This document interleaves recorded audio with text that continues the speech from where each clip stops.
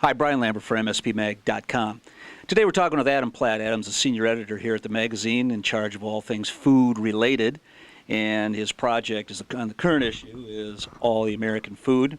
I promised you, Adam, that I was not going to ask you about where you get the best hamburger in town, but where can you get the best hamburger in town? We didn't do hamburger. What? That's not an American food? We did Juicy Lucy. Yeah.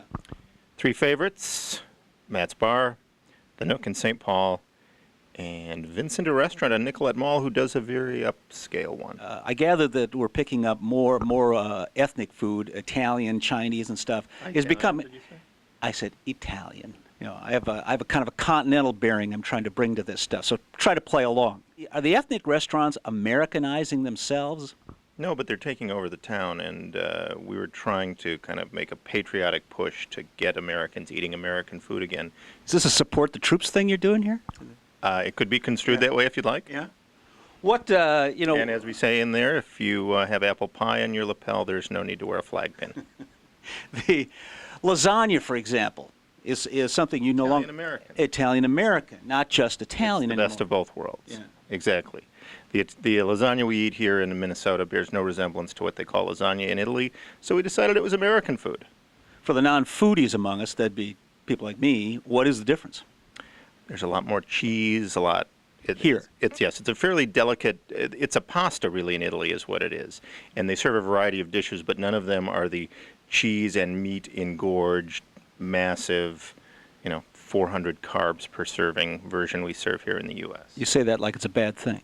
No, it's a good thing. Are the Chinese restaurants doing the same thing? The Mexican restaurants?